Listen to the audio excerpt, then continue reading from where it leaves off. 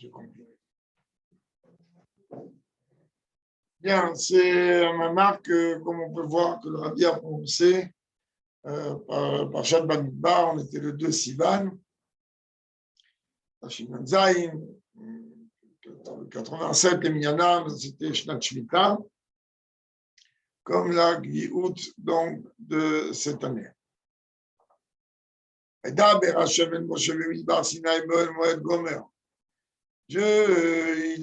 parlé à Moshe dans le désert du Sinaï, à partir de la tente d'assignation, et il lui dit, c'est où être Rosh Kaladat Ben Israël Mishperotam Levei Tavotam, élever les têtes de l'assemblée du peuple juif par famille, et Gugelotam, un par un, Iben Esrim Shalavamar, donc il faut les dénombrer à partir de 20 ans et plus, etc. Donc là, on est en train de comprendre, comme Rachid le dit sur place, qu'on apprend de là que uniquement à partir de l'âge de 20 ans, le peuple, les Juifs pouvaient s'enrôler dans l'armée. C'est connu, les différents commentaires qu'il y a par rapport à cela, mais du coup, de Torah d'Ersili Sheparch dans l'écoute de Torah, ou des dans les commentaires du fils d'Admoa Zakan, Tzemar Tzedek, et donc aussi Tzemar Tzedek, où là-bas, en vérité, on explique comment on traduit cette dimension, pas seulement du dénombrement du peuple juif, mais les termes que la Torah utilise lorsqu'elle est en train de dire c'est où être roche. C'est-à-dire qu'on a vu dans Paja qui dit ça être roche. Dieu demande à Moshe et à Aaron de venir dénombrer le peuple. Très bien, mais après il dit de quelle manière il demande ça? Vous allez élever la tête. Ok. Alors, il dit que c'est bien l'Admoa Zaken dans l'écoute de Torah, que l'Admoa Emtsaï ou le Tzemar Tzedek, même là-bas, ils expliquent comment c'est là. Comment nous, on doit traduire ça dans notre service de Dieu? On sait très très bien que le Torah Minashonora, donc chaque sujet qui est abordé dans la Torah, c'est un sujet qui est éternel. Et donc aujourd'hui, comment on peut comprendre cela? Et alors, avant de rentrer dans l'analyse, il nous dit, regarde bien, cette paracha Bamidbar est toujours lue avant Shavuot, comme la Gemara le rapporte, Tosot avant la Gemara le rapporte. Haïnou, ça veut dire quoi avant Shavuot? Bimé Sirata Omer. C'est-à-dire, on est en train de parler de quoi? Du conte du Homer. Pendant la période donc, du conte du Homer. Et à partir de là, Ifnez, Man Matan Torah Teinu, avant le don de la Torah, disait Mouvan Sheparachazo, Yeshua Rabban Vedatana Mizman Zebimnucha. Donc, puisque cette paracha est toujours lue avant Shavuot, donc elle a une relation, 1, avec le conte du Homer, 2, avec la préparation à Shavuot, et 3, comme on vient de le dire, de tout temps, de toute période, surtout pendant cette période. Et surtout, si on se base sur le mot, le proverbe d'Admoazaken, un doigt connu, que vivre avec son temps, ça veut dire avec la paracha de la semaine, ou le type de notre sidra qui porte ce nom-là.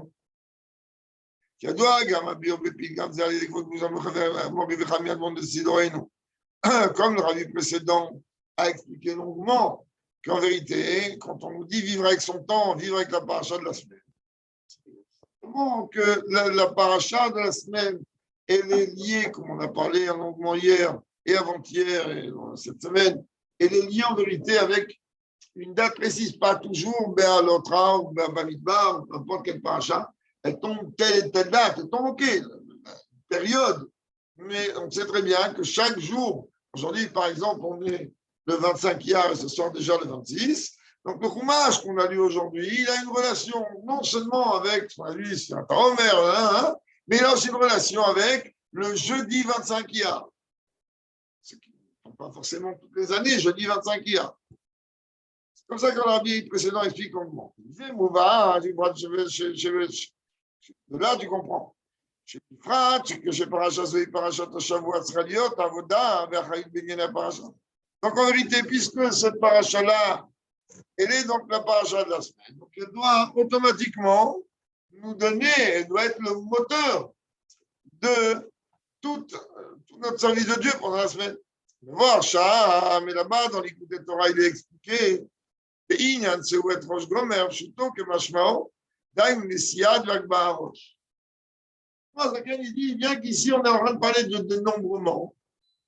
Mais étant donné que la Torah a utilisé tu élèveras en tête, donc automatiquement, la Torah Zaken dit il faut comprendre ça au sens élémentaire du terme, élever une tête, c'est-à-dire de façon plus concrète.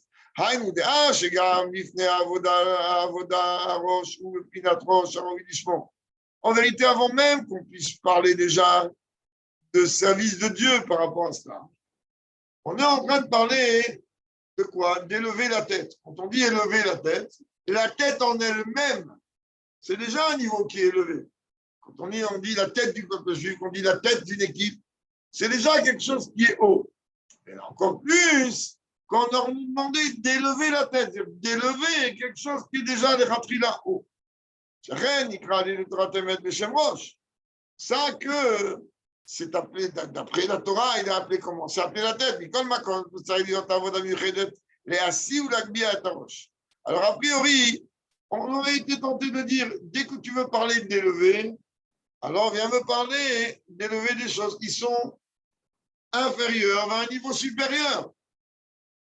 Donc là, tu es en train de me parler d'élever la dimension supérieure la plus élevée. Je pourrais imaginer qu'il y a en vérité quelque chose que je ne comprends pas ou qui m'échappe, mais Rabbi dit non, pas du tout. C'est exactement ce que la Torah te demande dans ton service de Dieu. C'est-à-dire, on y va expliquer de toute manière que même quand tu arrives au niveau de la thèse, tu arrives en tête, eh bien, il faut savoir qu'il faut aller encore plus haut. Comme il va, je pense, expliquer dans la suite du Mama. Base et Goufa, Yeshtam Gimel Pratim. Mais Rabbi dit quand même, quand la Torah est venue demander à Moshe et à Aaron de dénombrer le peuple juif, mais que l'expression s'est faite d'élever les têtes, en vérité, il y a trois détails. Un, les mishpechotam par famille. Deux, les veitavotam, en fonction de la paternité. D'accord. Trois, les gulgelotam par tête. C'est-à-dire, on a les familles, la relation avec le père, et enfin, par tête, un par un. Et en vérité, cette chose-là doit être accomplie avec joie et enthousiasme. Et donc, pour que ça soit fait avec joie et enthousiasme, c'est Moshe et Aaron qui vont l'accomplir. Mais on plus que ça. Mais ce dénombrement, il doit avoir lieu dans un endroit précis et dans une situation précise, comme on a parlé hier au Fondringen, qu'en vérité, il y a cette dimension de Hashan, Olam, Shana, Nefesh, et là, donc, en vérité, il te dit, d'accord, il y a un dénombrement, mais ça doit avoir lieu dans un endroit précis, c'est-à-dire le désert, et dans le plus précis encore, à travers l'attente d'assignation. On sait très très bien, comme on l'a vu dans le Chitat aujourd'hui, chez Rabbein, où il dit à Dieu, mais comment tu veux que moi je les dénombre? Tu veux que je rentre chez les gens, salut, c'est moi, je m'appelle Moïse, fils d'Abraham, je m'excuse de rentrer chez vous, quand vous dérangez un horaire aussi tardif, j'aimerais compter combien vous êtes. Et c'est quoi les règles de Tsniout ici? Alors Dieu lui a dit, t'inquiète pas, mets-toi juste devant la tente, et comme il dit Rachid, il y avait une voix qui sortait ici, à tant de bébés, tant de personnes de cours. Hein?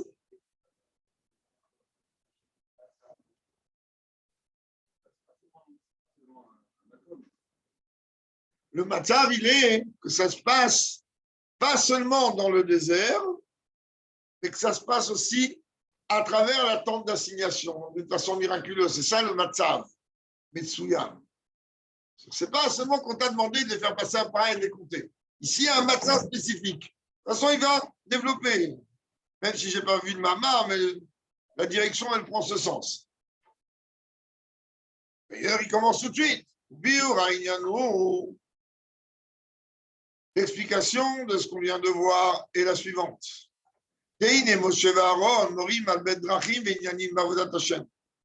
Quand on me parle de Moshe et de Aaron, ça a beau être deux frères, l'aîné et le cadet, mais quand même, on est en train de parler de quoi, hein?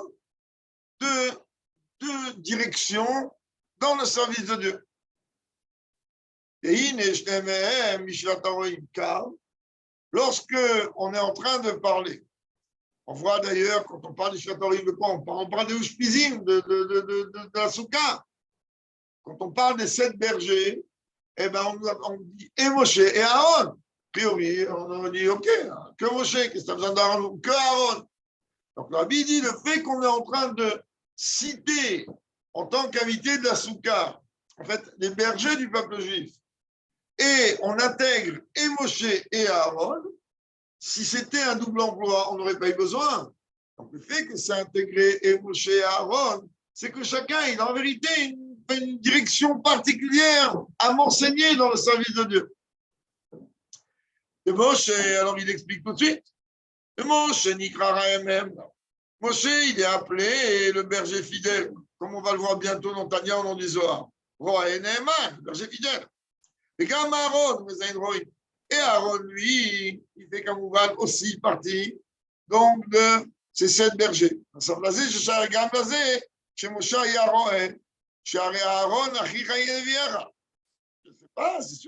Moshe, il était berger, mais Aaron, il devait être celui qui devait transmettre. C'est le rôle du navire, on a vu dans le Rambam d'aujourd'hui, parce qu'aujourd'hui on a conclu le Chod Yesodé la Torah, on a commencé le Chod Hot, et on a vu donc dans le Rambam d'aujourd'hui, dans la conclusion du navire, que le Icar du navire, il est quoi? Bonif Sataim, il est la dimension de la parole.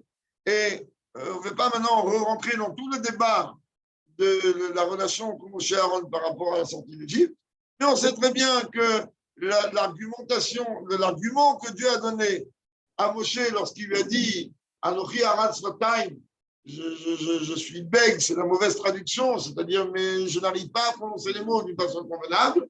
Alors il a dit Aaron, il va parler pour toi. C'est-à-dire qu'Aaron, il va être en vérité le rôle du prophète. Le prophète, c'est quoi? C'est celui qui transmet par la parole ce que Dieu lui donne par la vision, par différentes façons. C'est le prophète pour l'attendre en Israël.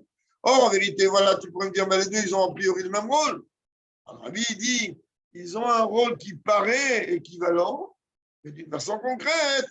Leur service de Dieu et leur relation avec le peuple juif. Et donc, dans mon service de l'enseignement que je dois tirer dans mon service de Dieu en tant qu'individu, ben, elle est différente.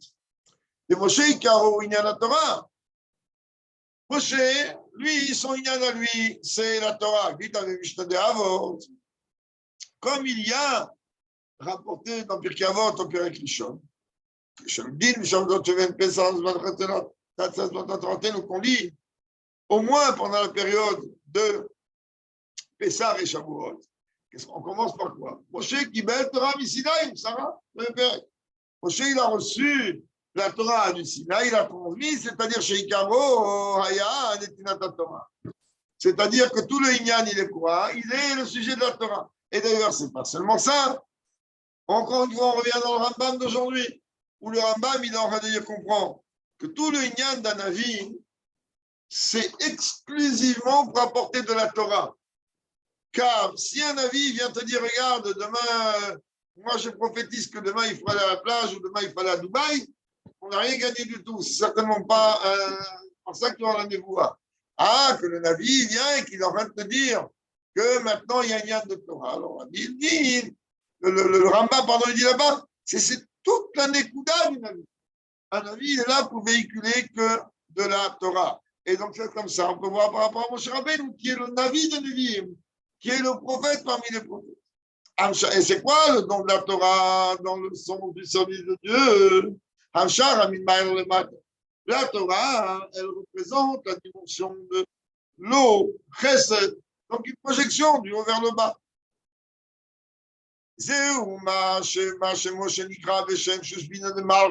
Comme on a expliqué plusieurs fois, que Moshe Rabbeinu, il est appelé celui qui est au service du roi. C'est-à-dire, il a une proximité avec le roi que personne ne peut avoir. Shusbin, service. Quand quelqu'un, il appelait le Shusbin, quand un jeune homme, il se marie, alors c'est qui l'accompagne à la choupa, c'est ses parents. Bien que le minhag Shabbat dit le père et le beau-père. Quand j'ai dit minhag Shabbat, c'est un mensonge absolu, puisque chacun il sait, d'ailleurs, au moment du mariage, mon fils Lévi, il a insisté que ça se passe comme ça, et le rabbin n'a pas voulu. Les Rebbeim, quand ils se sont mariés, c'est pas le père et le beau-père qui a rentré tous les Rebbeim sous la roupa. C'est le père et la mère, comme chez nous à Tunis. Ça ne se fait pas aujourd'hui pour différentes raisons. Mais de façon concrète, les chouchbinim, en général, ce sont les parents, donc les géniteurs. Donc lorsqu'on appelle Moshe les chouchbinim de Malka, ce n'est pas qu'il est le géniteur de Dieu, Dieu préserve, mais ça veut dire qu'il y a une proximité extrêmement étroite avec le roi qui est Dieu. Alors quand il a une proximité étroite et que le chouchbinim est au service, c'est-à-dire que c'est celui qui va venir représenter le roi, son travail, il est quoi, Moshe? C'est lui qui fait descendre, entre guillemets, le roi en bas. D'ailleurs, comme on sait très bien dans le Mamar de Batiligani, que toute la Nekuda du Jvi'i, elle a entraîné quoi? Comme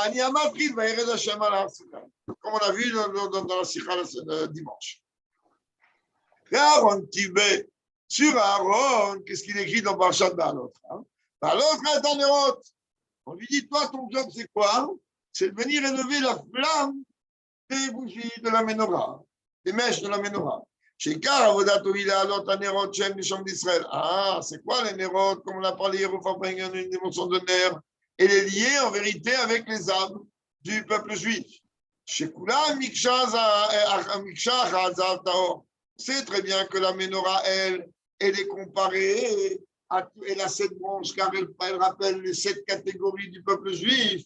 C'est-à-dire que chaque juif, il sert Dieu avec des sirotes, avec Chesed, Goura, etc.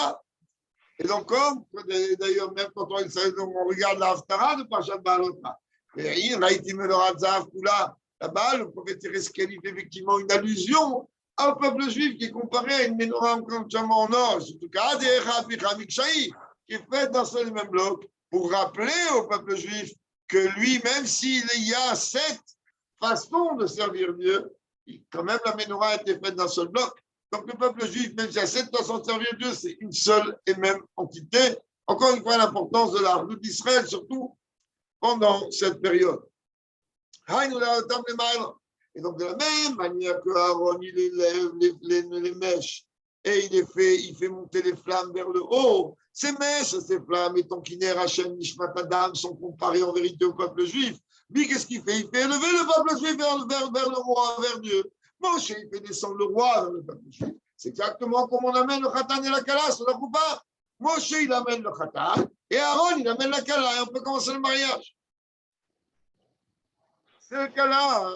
En fait, j'ai déjà la meilleure. Quand Aaron, en vérité, il s'occupe du peuple juif, c'est pas qu'il va commencer à, comme on dit, il vaut mieux apprendre à pêcher à quelqu'un qui a besoin de manger plutôt que violer tous les jours des pièces. Apprendre à pêcher, il va pêcher du poisson. Pas pêcher, fauté.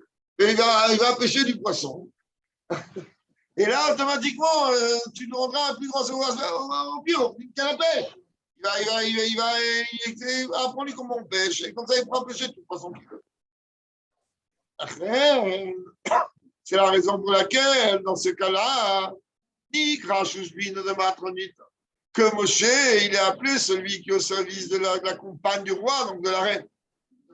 Il y a la décharge d'Israël l'écart de travail de Aaron Cohen, il est en vérité élevé et ramené les Neshamot à leur source. À ce moment-là, on arrive au top de ce qu'on va arriver. Puisqu'il y a quelqu'un qui emmène le Khatan sur la Choupa et quelqu'un qui emmène la Kala sur la Choupa, donc Mazal Tov, maintenant on peut commencer le boulot. Le Shbar, Israël, c'est qui le Khatan et la Kala? C'est qui le roi et la reine? Ça, c'est Dieu et le peuple juif. Et quand on est en train de parler déjà de dimension de mariage entre Dieu et le peuple juif, comment ça doit se faire? Ah, quand les parents, ils amènent le Khatan sur la Choupa, ils amènent la Kala sur la Choupa. Il y a une joie intense. Même si c'est un moment très haut et que ça provoque une grande réflexion, quand même, il y a une joie intense. Très, très bientôt, David, tu vas emmener ton fils à la rouba. La reine d'Afka, il est temps, ça y est. La reine d'Afka, les déchenèmes, Nasso et Taroche. Il dit rien. J'ai jamais vu un élève avec autant de bitoul. Bon. Amen. Et donc, il y a Yom Tov Kassavi qui a répondu Amen à la bracha que je viens de donner à ton fils. Voilà. Et donc, donc il y a une joie avec ceux qui accompagnent le Khatan et la Kala.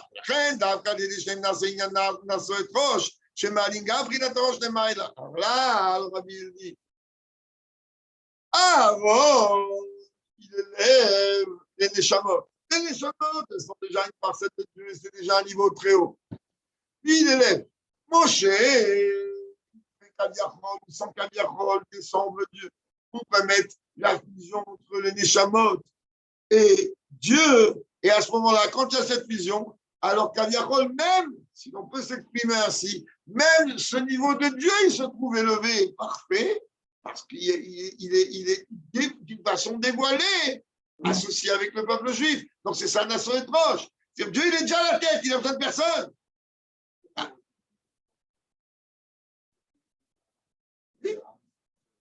Mais quand est-ce que mais qu'est-ce que dit Dieu, il dit? Il dit, ni mon trône il est entier, ni rien, ni mon nom il est entier. Tant que les gens ne détruisent pas Malek, Pirouche, tant qu'on n'a pas une vision concrète entre vous et moi. Donc moi, Dieu, je me considère Kaviachol comme une moitié tant qu'on n'y a pas notre fusion.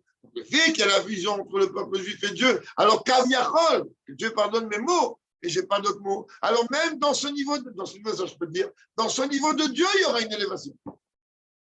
Même si ce niveau, il est déjà appelé la tête.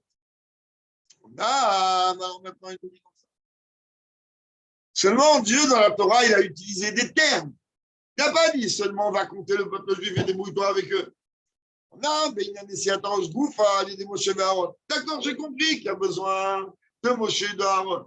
Parce que j'ai compris qu'il y a besoin de ces deux mouvements. Un du haut vers le bas et un du bas vers le haut. Il faut bien qu'ils se rencontrent, le Khatan et la Kala. Si un il reste en Australie et l'autre à Tunis, on ne va pas y arriver. Donc il faut bien qu'ils se rencontrent. À partir de là, et cette rencontre se fait grâce aux chatranim qui sont Kaviachol, Moshe et Aaron. Qu'est-ce qu'ils veulent Madrigot? Il y a quand même trois niveaux. Aleph les Mishperotam. Un, le compte du peuple juif, il doit se faire d'une façon par famille. Pirouche, les Prina, Tinyan Mishperot, Shivim Mishperot, Shivim Nefesh. Pardon, Yotseyer Yaakov. Ça veut dire quoi, Mishperotam? Tout simplement, la Torah nous dit, Yaakov Anaviar de Mitzrayim, combien ils étaient? Shivim Nefesh. Ils étaient 70 âmes. C'est-à-dire, ce sont les 70 familles de base du peuple juif lorsqu'on est descendu en Égypte. Donc, les Mishperotam ont fait allusion en vérité aux 70 âmes principales qui sont à partir desquelles le peuple juif a commencé à devenir le peuple juif. Israël, de là, c'est sorti un peuple avec plusieurs millions de canirou de personnes. Automatiquement, ils sont la source. Et ça donne tous les détails après du peuple. Mais deuxième degré, Veitavota. Là, on aurait parlé que le dénombrement, il devait se faire par rapport au paternalisme. La judaïcité est donnée par la mère.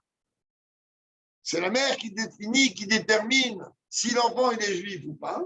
Mais le titre, que ce soit si tu es Lévi, Cohen, ou ce que tu veux, ou le chef, plus clairement, c'est le père qui le donne. Donc là, il dit, c'est pas seulement d'une façon familiale, mais aussi à travers le père. Les Veitavotam, Shem Yudbet Ashvatim. De qui on parle ici?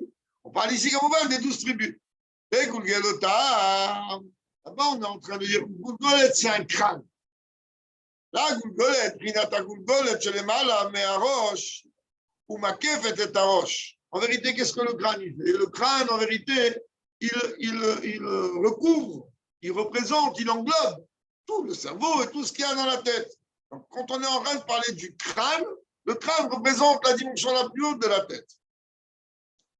Et pas seulement qu'il représente le plus haut niveau de la tête, juste le crâne, merci mon Dieu qu'il y a un crâne. Pourquoi il y a un crâne? Dieu préserve des gens, que Dieu protège tout le peuple juif qui sont en moto. S'il n'y a pas de casque, c'est un khourban, un chérissement. Donc il dit, le rabbi ici, il comprend que le crâne, c'est pas seulement qu'il englobe la tête, donc il est en vérité un niveau supérieur à ce qu'est la tête. Mais en plus de ça, Haché Imagina à la roche, à Goulgolette, le crâne, ben, il protège la tête.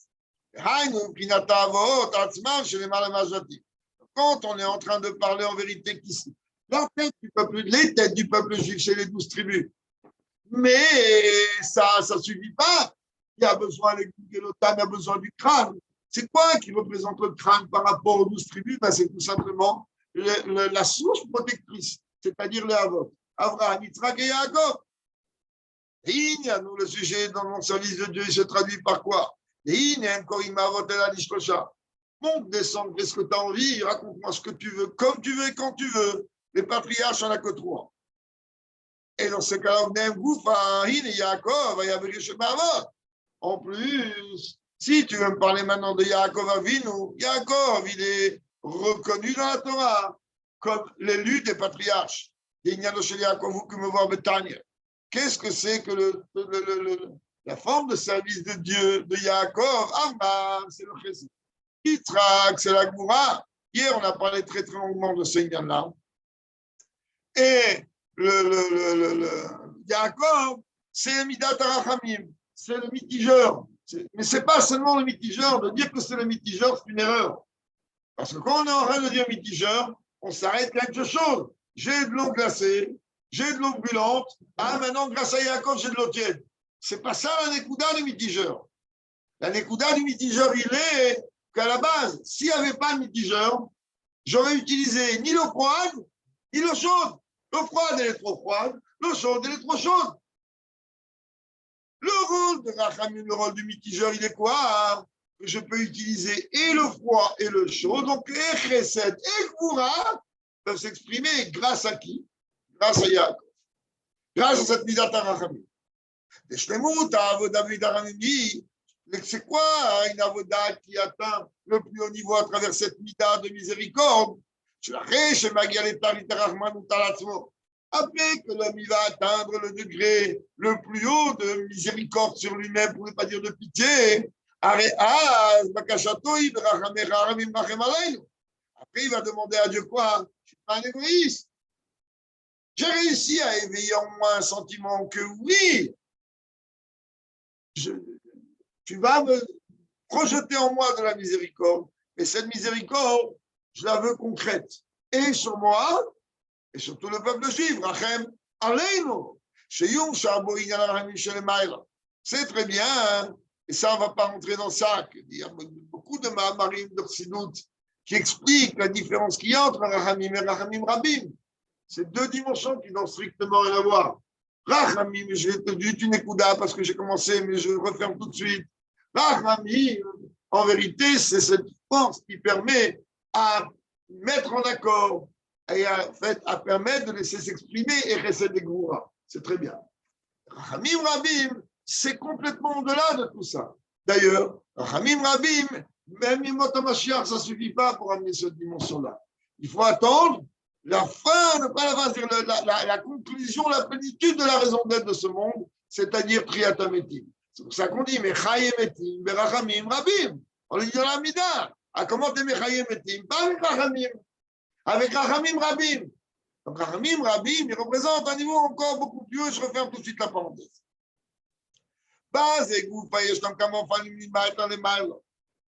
Il y a en vérité, quand on parle de miséricorde, il y a une infinité de niveaux, une infinité de façons qui va du bas vers l'eau.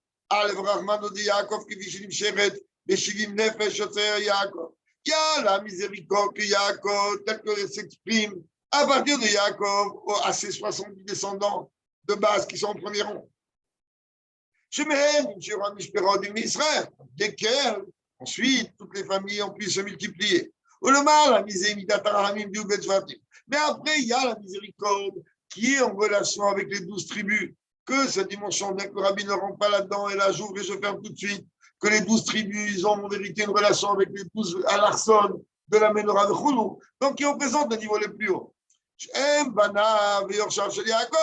Les 12 tribus, c'est effectivement les héritiers directs de Yaakov, c'est les 12 garçons, les 12 héritiers.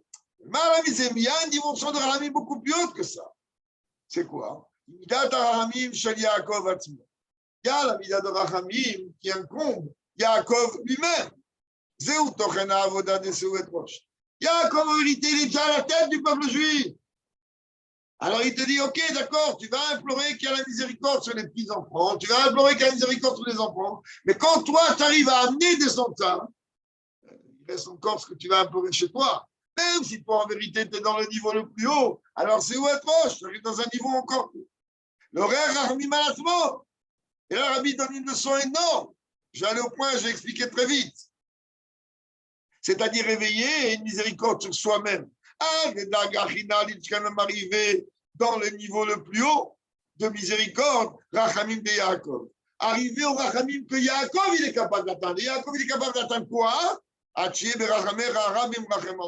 Il est capable d'atteindre le niveau de Rachamim Rabim. Le réveil de dire ici, il comprend bien que le Icar, c'est un juif, il ne doit pas être seulement de penser à lui. Tu veux arriver, toi, au niveau le plus haut, pense à l'autre d'abord. Pense à l'autre d'abord. Et je ne savais pas que le verset Mama, mais comme on a parlé encore une fois hier, excusez de répéter ces choses-là, voilà qu'on voit hier. En vérité, que la joie, la Torah nous dit, tu fais la joie des grands-pères, ce n'est pas ses enfants. Les grands-pères, ce n'est pas son fils, la joie. C'est les petits-enfants. Et la joie de l'enfant, c'est quoi? La fierté, pas la joie. La fierté d'un grand-père, c'est les petits-enfants. La fierté d'un enfant, c'est son père. Alors on dit, mais pourquoi? Un père, il n'est pas fier de son fils. Un père, il ne peut jamais réellement être fier de son fils tant que son fils, il n'apporte pas des enfants. Ah ouais, pourquoi? Il dit, parce que mon fils, il est à la maison, il marche comme je l'ai éduqué. Pourquoi? Parce que je suis encore là, on le regarder dans les yeux. Et devant moi, il va faire quoi? Il va virer de bord. À l'époque, en tout cas, ça n'existait pas. Ça n'existait pas. Tant que le père est présent, ça n'existe pas que le bonhomme, il fait ce qu'il veut. Alors maintenant, en vérité, comment je peux être réellement fier de mon fils? Je ne peux pas être fier de mon fils parce que peut-être qu'en vérité, il est en train de me jouer une comédie. Juste et uniquement parce que je suis là et il ne veut pas me faire de la peine. Mais quand est-ce que moi, je peux être réellement fier de lui? Que lorsque je vais voir que l'éducation que je lui ai donnée, il a transmis à ses enfants. C'est pour ça que la fierté d'un grand-père, c'est ses petits-enfants. Au moins, il va dire, tu vois, c'est pas seulement que j'ai... Voilà la preuve que j'ai réussi l'éducation de mon fils. Lorsque je vois que lui, il éduque ses enfants, même mieux que moi, je l'ai éduqué lui-même. C'est ça la vraie fierté. Par contre, un fils, quelle référence tu veux qu'il prenne vis-à-vis de lui-même et vis-à-vis du public? Mon père. Bon, on ne va pas rentrer là-dedans. Donc, il y a qu'en vérité même que lui, il est dans le niveau le plus haut. Et qu'il est capable d'amener la dimension de Rachamim aux 70 familles qui sont en vérité, on va dire, les petits-enfants, et c'est ça réellement. Et qu'on aura de dire directement même aux enfants, mais il va amener aussi automatiquement même sur lui, et pas seulement le niveau de Rachamim, de Rachamecha Rabbi. Il est capable de monter et de provoquer chez Dieu la dimension de Rachamim Rabim, c'est-à-dire, entre autres, le sujet de Triatametim. L'une des Nekudot est, pourquoi parmi les Avot, une parenthèse dans une parenthèse, on va partir sur un format, c'est dangereux, et donc, en vérité, pourquoi lui et pas un autre? Oui, c'est bon, c'est bien. Et pourquoi tant qu'à lui? Parce que le seul qui est capable de venir éveiller la dimension de Triatametim, c'est celui qui n'est pas mort, Yaakov Lomet. Emet, le Yaakov, c'est Yaakov Lomet. Puisque Yaakov Lomet, il est Chai Vekayem Bepashtout, c'est la Chai Vekayem. De toute façon, Yaakov Lomet, alors à partir de là, lui, il est capable d'arriver jusqu'au niveau de Rachamim Rabim qui va engendrer Triatametim. C'est une parenthèse qui n'est pas rappelée dans le Mamar, mais au point où on en est, on peut se tutoyer tous. Oui.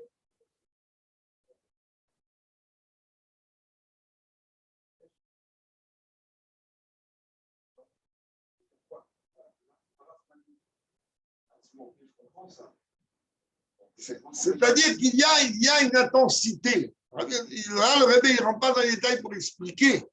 Il y a une intensité. Moi, je ne sais pas ce que ça veut dire l'intensité d'une sphira sur un personnage.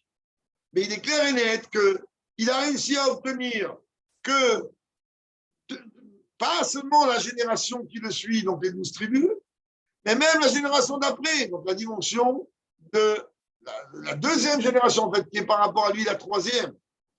Donc il a réussi à faire en sorte que même des familles lointaines, donc en deuxième ou troisième position par rapport à lui, eh ben, la miséricorde de Dieu va venir les immerger.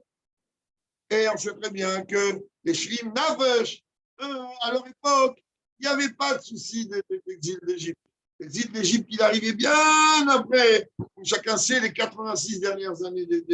Déjà, les Shlim Navesh, ils n'étaient pas forcément de ce monde déjà.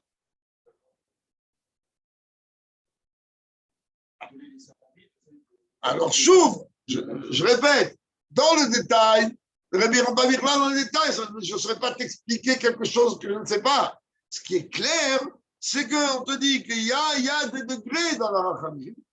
Il y a un Rachamim qu'on peut donner à telle intensité, une intensité encore plus forte et encore plus forte. Mais quand est-ce que Yaakov, il a pu avoir le niveau le plus haut d'intensité? Parce qu'il a pensé aux autres.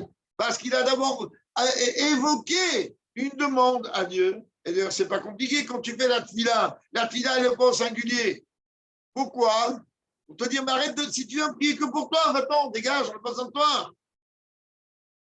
Refaïn ou Hachem? Pourtant, dans le prophète, c'est marqué Refaïni. Toute la Hamida, elle est faite en langage pluriel. Pourquoi? Parce que quand je lui prie la Hamida, oh, il va voir que sa demande va être individuelle. Égoïsme, penser qu'à lui. Alors là, il te dit comprends que Yaakov, il a réussi par cette fille-là, par ses demandes, à demander à Dieu que Dieu il ait pitié des 70 petits-enfants, des 70 descendants et des enfants, et donc automatiquement, lui, il a réussi par cela à obtenir la dimension de Rachamim Rabbi, la dimension la plus grande, pour ça qu'en contre, il a appelé Bechir Shebeamot. Par rapport à tout ce qu'on vient de dire, Youva, on comprend la relation qu'il y a avec cela dans le conte du Homer, par rapport au conte du Homer, et que le conte du Homer, c'est en vérité un raffinement de l'âme, pour que l'âme elle arrive dans des niveaux encore plus hauts et encore plus hauts. Donc le conte du Homer, il est lié clairement avec le Inyan de Séou et Roche. Donc, même si on est déjà à un niveau aisément agréable et acceptable, et ben le Homer, il te propulse à une dimension encore plus haute, encore plus grande. Surat Homer, c'est comme une échelle. Chaque jour, tu montes une marche. De Pessah jusqu'à Shavuot.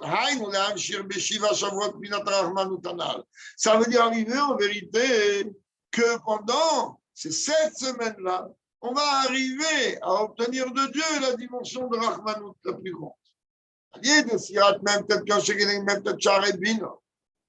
Comme on sait très très bien que Bina, c'est-à-dire l'expression de Chokhmah, c'est-à-dire la dimension de développement du Inyan, alors Bina, elle a 50 portes. Comme on sait très bien qu'il y a 32 chemins dans Chokhmah et 50 portes de Bina, c'est la dimension de l'Evanon, l'Ev et Nun.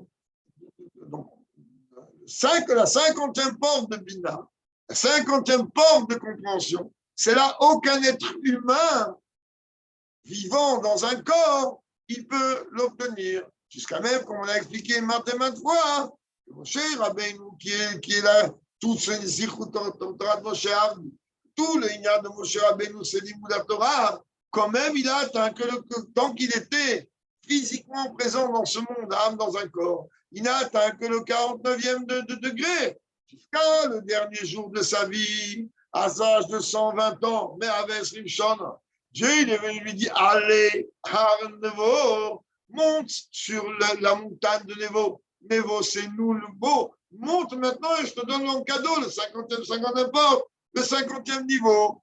Donc, le travail de Sirata Omer, c'est pareil. Nous, quand on est en train de compter le Homer tous les soirs, on ne peut pas aller plus loin que 40 heures. Pourtant, la Torah, elle me dit, d'un côté, Shiva Shavuot pour l'art, d'un côté, elle me dit compte 7 semaines, d'un autre côté, il me dit Sortem Lachem Chamishim Yom. Tu vas compter 50 jours. J'ai jamais compté 50 jours et je compterai jamais 50 jours. À moins pour blaguer, après avoir avant que Shavuot rentre, on va dire Ayom, Chamishim Yom, là, c'est pour rigoler jusqu'à demain. Mais ça fait 50 jours que chacun y sait. C'est un cadeau que Dieu lui donne, mais qui n'est pas à la portée de l'homme. Même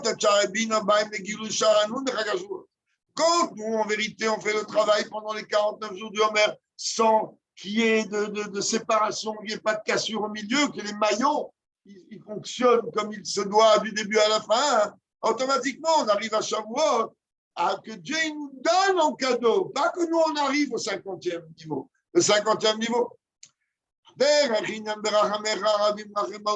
C'est exactement que quand on est en train de faire le travail qu'on a pensé encore un juif et encore un juif et encore un juif à la fin, c'est nous qu'on va gagner le 50e point. C'est-à-dire une projection qui est d'aucune commune mesure infiniment plus haut que la demande du juif à Dieu. C'est-à-dire ma demande à moi, elle ne peut atteindre que le maximum si elle est exprimée de la façon la plus parfaite. Elle ne peut atteindre que le 49e niveau. Et là, qu'est-ce que Dieu y fait? Et Dieu y fait comme la dimension de Métia, de Mashiach, de la grâce. C'est marqué là-bas dans Saint-Denis. Alors, il dit, qu'est-ce que Dieu y fait? Ce que tu obtiens, ce n'est pas un niveau de plus à Shavuot. À Shavuot, tu obtiens quelque chose d'aucune commune mesure par rapport à tes 49 jours de boulot. Ce n'est pas que tu vas obtenir une mesure de plus. Tu vas obtenir une entrée au 50e niveau que personne ne peut avoir accès, aucune de tes paroles, aucun de ton travail ne peut avoir accès à ça. Sinon, il t'aurait dit, tu es arrivé à 49, bon, on est la 50e. Il te dit non, tu es arrivé à 49, je t'apporte la 50e, toi tu n'y as pas accès. Tu peux être au niveau le plus haut, chez les mal, mais ton ton travail à toi, il ne peut jamais t'emmener à la 50e. Il va te permettre de pouvoir recevoir en cadeau le 50e. C'est pas pareil. Il y a maintenant dans ce niveau-là de 49 et de 50 deux dimensions. Il y a en vérité le niveau que lui, il a une relation avec les 49 jours. Sphira en hébreu vient du langage Even Sapir. Ça veut dire quelque chose d'une pierre précieuse. À partir de là, toi tu dis, ok, j'ai récolté 49 pierres précieuses. Alors tu dis, ok, très bien, tu as récolté 49 pierres précieuses, tu sais quoi? Tu as gagné une 50e pierre précieuse. C'est un niveau. D'accord? Très bien. Pierre précieuse que tu n'aurais pas pu avoir, mais tu l'as gagné. Je te la donne. Il y a le Rebbe dit un niveau beaucoup plus haut que ça. Il y a un niveau dans lequel on ne va même pas associer ce qu'on va te donner à ton compte des 49 jours. C'est quoi? Le niveau qui émane du plus haut niveau de la Neshama, donc le 5e niveau de l'âme, qui est appelé Yechida, qui est en fusion totale avec Dieu, eh bien, si on veut traduire ce qu'on vient de dire ici par rapport au nian des pierres précieuses qu'on a parlé il y a quelques secondes, eh bien, c'est exactement comme quelqu'un qui en est en train de dire, regarde, tu as ramassé 49 pierres précieuses, alors on t'offre une 50e qui est merveilleuse. Ça, c'est le premier niveau. Il y a un autre niveau, c'est qu'on te dit, regarde, tu as ramassé 49 pierres précieuses de 2 carats. C'est bien, c'est beaucoup d'argent, 2 carats, oui. Les pierres précieuses de 2 carats, c'est de l'oseille. Et on dit, c'est un exemple qu'on comprend bien. Ben, Dieu, il te dit, mais c'est quoi? Je vais te donner une pierre précieuse qui fait 50 carats. D'accord? Puis une pierre de 50 carats, si ça existe, elle n'a rien à voir avec 49 pierres de 2 carats. C'est ce qu'il a à te dire. Ça, au niveau de Yechida, quelque chose que Bichlal, il n'a rien à voir. C'est pareil, là j'ai 50 carats et 50 carats. Mais ceux qui ont déjà acheté des diamants, des bijoux, savent très très bien que ça ne marche pas comme ça. Tu peux acheter une bague avec plusieurs, comme maman, c'est tous ceux qui vont se marier, avec plusieurs petits diamants qui font des. Où en tout il y a un carat, tu ne vas pas payer le prix d'un carat, d'une bague, un solitaire avec un carat. On est d'accord? Donc là, c'est exactement ce qu'il dit. Il y a le travail. On va venir te dire, regarde, tu as obtenu 49, voilà 50. C'est déjà bien, merci. Il y a le niveau, on te dit, regarde-moi bien. C'est vrai que tu as travaillé 49, on va te donner un diamant de 50 carats. Quel rapport? L'ensemble des 49 petits diamants, ou même des 50 petits diamants, il va me coûter 10 000 euros, 15 000 euros. Le diamant à 50 carats, il va coûter 250 millions d'euros. Quel rapport? C'est ça que le Rabbi dit. Je dis ça, en vérité, c'est exactement comme on voit que là-bas, dans tout le Inyan de la répartition de Yosef. Yosef, lui, il est venu préparer des granges d'approvisionnement. Et la Torah dit, qu'est-ce qu'il a fait? Il a donné le chomesh à Paro, la chamishit les Paro. C'est-à-dire qu'il a laissé 80% pour la distribution des besoins du commerce mondial, car il tenait tout le commerce mondial, c'est ça l'Égypte. Puis il avait 100% dans les mains. C'est bon, il a dit, Paro, on va le considérer comme un Cohen, c'est-à-dire comme quelqu'un qui est au-dessus de tout. Surtout que là, le Rabbi n'est pas en train de nous parler de l'histoire de Yosef et de Paro. Là, le Rabbi est en train de me parler qu'est-ce que représente Paro dans le sens spirituel du terme. Zohar, comment il appelle Paro, le Zohar, il dit, c'est quoi le niveau de Paro de Bdoucha? Chaque chose qu'il y a en bas, il y a en haut. Ça veut dire en bas, même quand c'est une clipa la plus grande, alors il a une source en haut, il a un parallèle en haut, dans la Bdoucha la plus grande. Étant donné que Paro, il représente en bas la clipa la plus haute, en vérité, sont égales, Kadiachol, en haut, pas l'égal dans le sens de pouvoir, c'est-à-dire l'image qu'on peut donner à l'égal. Le Zohar, il dit c'est qui? Il dit c'est Dieu lui-même. Parce que comment c'est Paro, ça dérive du langage, de bien qu'en lui, ils vont s'exprimer, se dévoiler comme toutes les lumières divines. Donc, ça, c'est Paro. Et donc, le Rabbi dit, ça veut dire quoi en hébreu? Paro, il représente dans la Gdusha la projection de l'essence même de Dieu. Dans la Touma, c'est Paro. Et donc, ce n'est qu'avec l'aide de Dieu. Puisqu'on a parlé du niveau de Paro, au sens positif du terme, comme il dit le Zohar, que là-bas donc s'exprime, se dévoile toutes les lumières divines, donc l'essence même de Dieu qui sont contenues en lui, toutes les lumières d'expression de Dieu, alors que ça nous arrive à nous tout de suite. Que Dieu, lui, l'essence même de Dieu se dévoile. Et surtout, à travers notre travail et notre service de Dieu tout le temps d'exil. Ah, comment? Il Rabbi dit justement, commence par le niveau le plus bas. Le Homer, tu ne commences pas avec le 10e jour. Le Homer, tu commences 1 jour, 2 jours, 3 jours. Commence avec le niveau le plus bas, même comme ce serait Marcel, la jeune fille. C'est une situation dans laquelle on te demande une action. On sait très bien, comme le Rabbi explique, que le fait dès qu'on est en train de dire maasé, action, le Rabbi dit tout simplement, comme là-bas, c'est marqué dans tout son ordre, que mon maasin à la tzedaka. Les gens, ils sont, je vais ouvrir et fermer très vite la parenthèse, encore plus vite que celle qui est écrite ici. Les gens, ils s'imaginent que lorsqu'on force quelqu'un, je ne vais pas utiliser un autre mot en public, pour donner la tzedaka, alors on a dit, mais qu'est-ce que tu fais? Alors, on comprend une chose.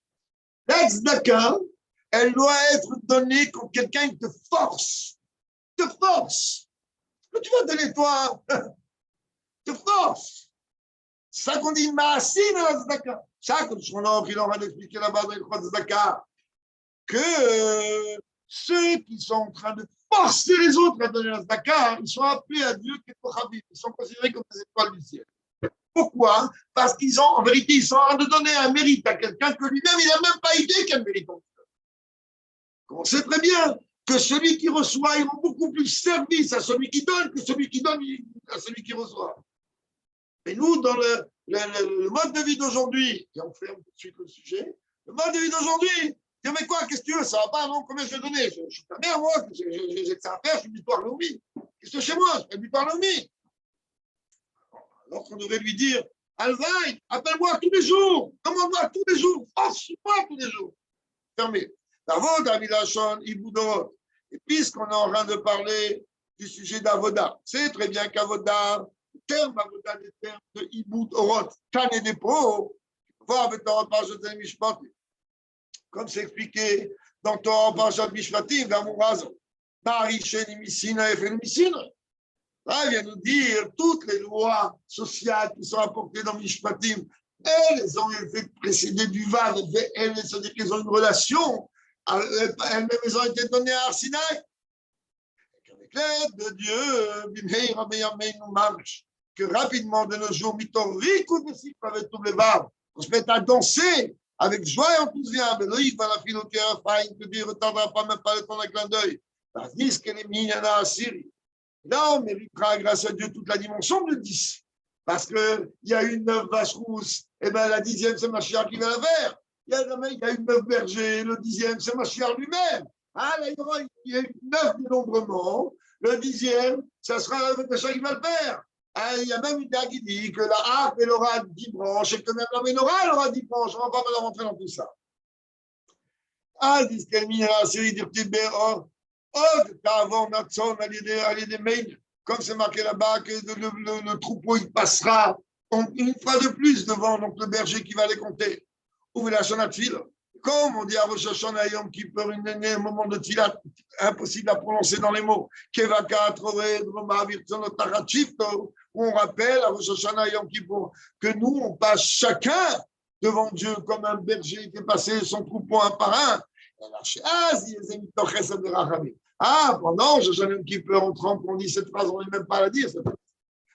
Là, Mashiach, va danser cette phrase-là.